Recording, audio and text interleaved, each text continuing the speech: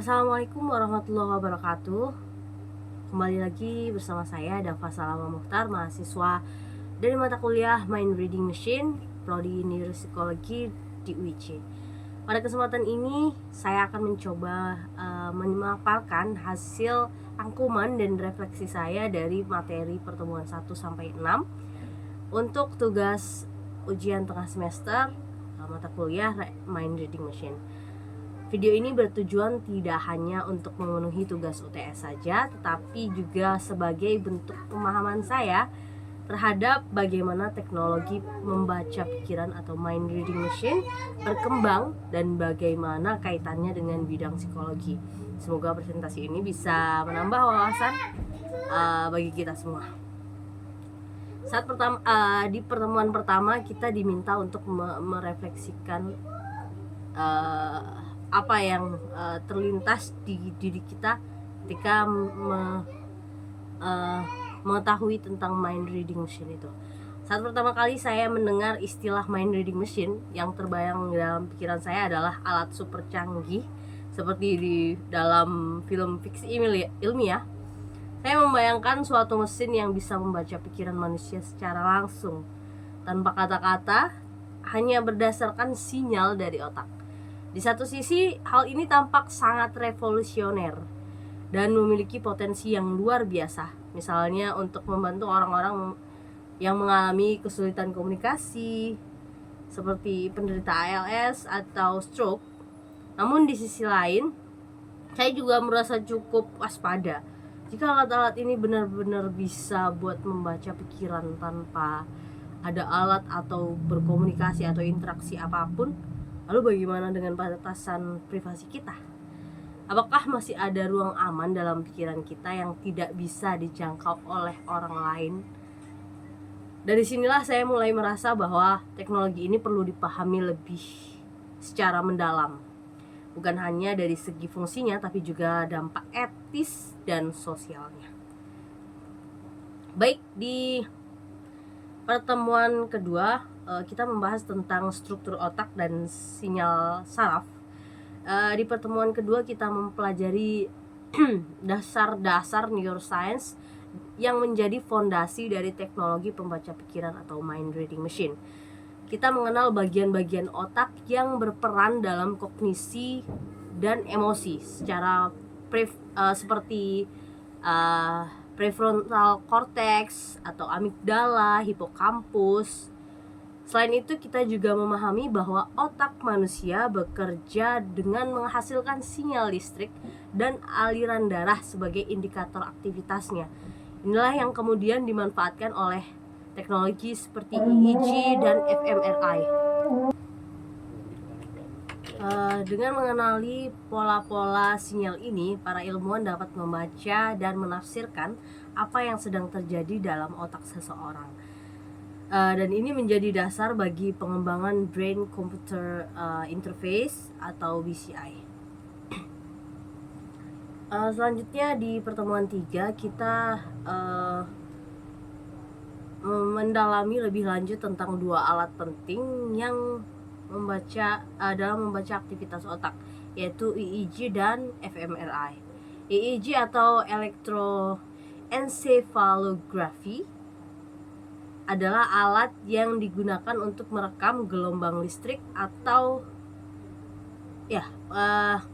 alat yang digunakan untuk merekam gelombang listrik otak melalui sensor yang ditempelkan di kepala. Jadi ada alat yang ditempelkan di kepala. EEG sangat efektif untuk menangkap aktivitas otak secara real time dan sering digunakan dalam eksperimen psikologi maupun medis. Sementara itu fMRI atau Functional Magnetic Resonance Imaging bekerja dengan memindai aliran darah di otak. Ketika suatu area otak aktif, aliran darah ke area tersebut akan meningkat dan ini bisa ditangkap oleh fMRI. Kedua teknologi ini saling melengkapi dan membuka banyak pintu dalam memahami hubungan antara aktivitas otak dan perilaku manusia. Selanjutnya di pertemuan keempat kita membahas proses kerja mind reading machine. Mind reading machine atau mesin pembaca pikiran tidak bekerja secara instan, melainkan melalui beberapa tahapan proses. Pertama, tahapan akuisisi, yaitu proses pengambilan data atau sinyal otak menggunakan alat seperti EEG atau fMRI. Kedua, sinyal-sinyal ini diproses melalui perangkat lunak yang mampu membersihkan data atau gangguan atau noise. Dari gangguan atau noise.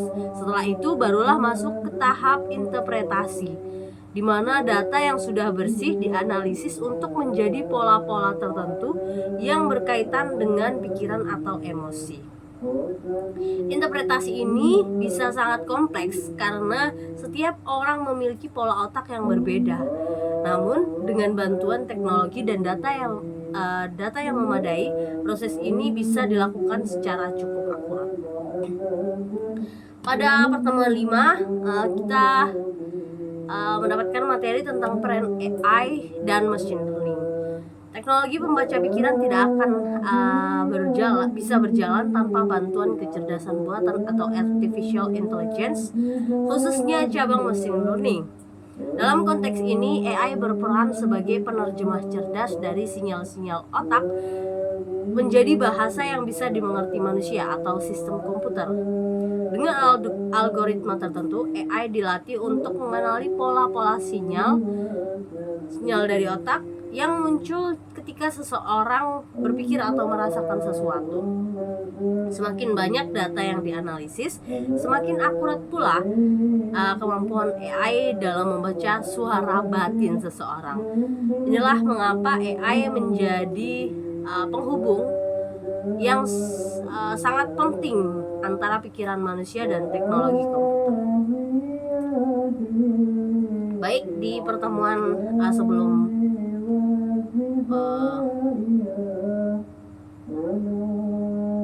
UTS ini berlangsung, di pertemuan ke-6 kita membahas tentang bagaimana teknologi tidak hanya membaca pikiran tetapi juga emosi manusia. Membaca emosi sangat penting karena emosi mempengaruhi cara kita berpikir, membuat keputusan, dan berinteraksi dengan orang lain.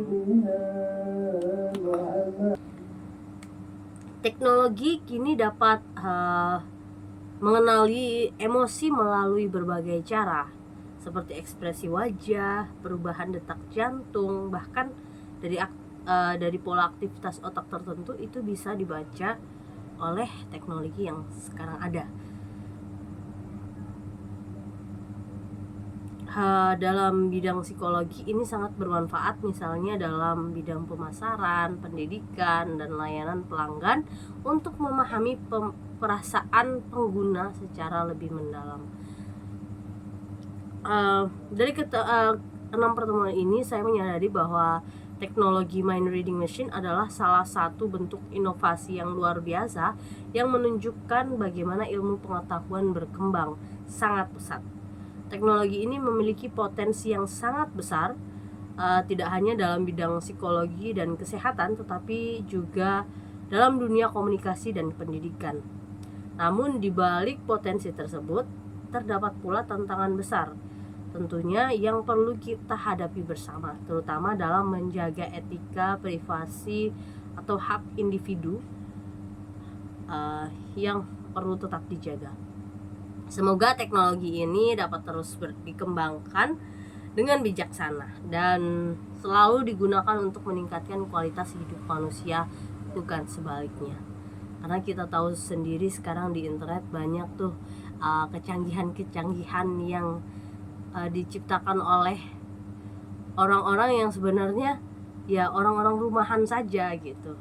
Kayak misalkan ini saya pribadi sering tuh dapat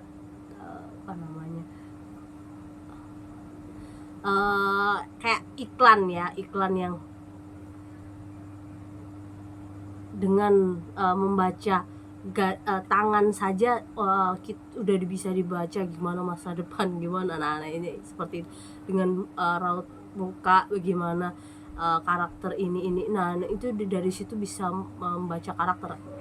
Saya tidak yakin ya ini bisa disebut mind reading machine atau bukan, yang jelas dari kecanggihan tersebut pasti banyak yang positif dan negatifnya, dan bagaimana kita penggunanya atau ahlinya, orang-orang dengan yang ahli dalam bidang itu tetap bijaksana dalam perkembangan ini.